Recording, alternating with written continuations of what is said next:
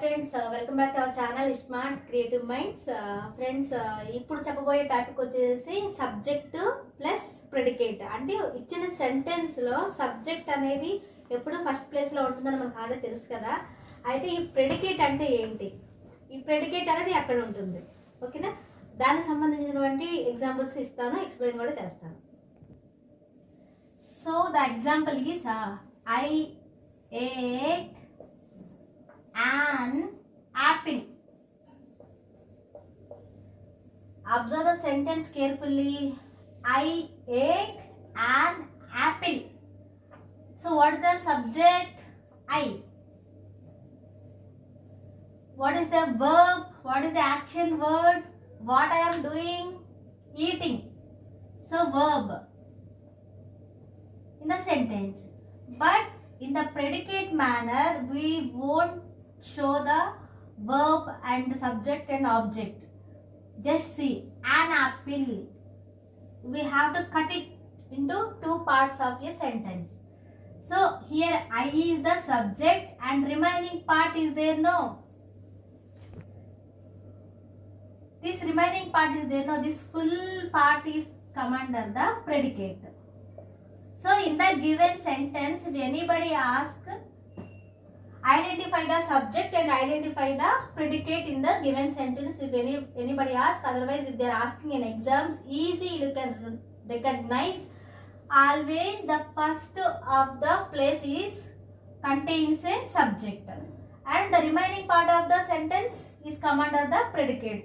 Very easy. Only two things you have to remember: subject, predicate. So this is the subject. Here I is the subject, ate an apple is a predicate. So another example, same. I saw a movie. I saw a movie. In the sentence also, what is the subject? I is the subject because it is the starting of the word. Saw, same, you can remember. What action I am doing? Seeing. I saw a movie. This sentence, the always the thing is already completed. So I saw a movie. Already you seen that movie. That's why I saw here. So see, saw, these are the verb forms in English, like present tense, past tense, future tense, like that will be no. So that's why here I saw. The action is already completed. So I saw a movie. So this is verb. Okay, a movie. So now again you have to make it into two parts. This is a subject place and this remaining part is a predicate. The remaining part is a predicate and the first place is the sentence is a subject. So subject to predicate. So these are the another important rule in English: subject place and predicate place. You need to identify. So friends, next topic is about the most important topic in English grammar, that is parts of speech. What are the parts of speech? When you are speaking, when you are writing, these 8 parts of speech are very very important in English grammar. Just let us learn what are those 8 important points in English. I will write. Parts of speech. Okay, so there are 8 in a number. 8. I am not writing the number, you just remember. Now what are those 8 parts of speech means? Number 1, noun. Okay, number 2, pronoun. Noun, pronoun. Next, verb. See, already you know about verb plus no. Previous classes we discussed about what is a verb, also we discussed. So that's what the here importance about parts of speech in English. Next, adverb. And next one, adjective. Clear? And sixth one, preposition.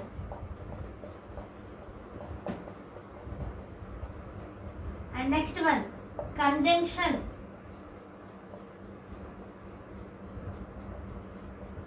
And and the last one is interjection. Interjection. So these are the 8 parts of speech in English.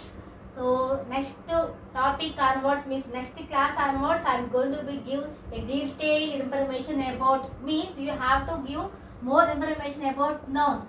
I will explain about more and more number of examples about noun. So what is a noun? And next one, what is a pronoun? And what is a verb? What is a adverb? What is a adjective? What is the role of adjective in a sentence? Next, what is a preposition? When we will use the prepositions when you are making a sentence. Okay, like helping verbs, like sometimes prepositions also will act as a verb place also. Next, conjunctions. These conjunctions words will join the two sentences together. Okay. So for example, conjunction words I will tell about and.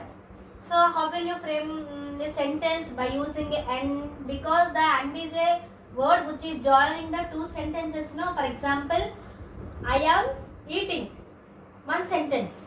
I am writing, another sentence. I am eating is a one sentence. I am writing is a another sentence.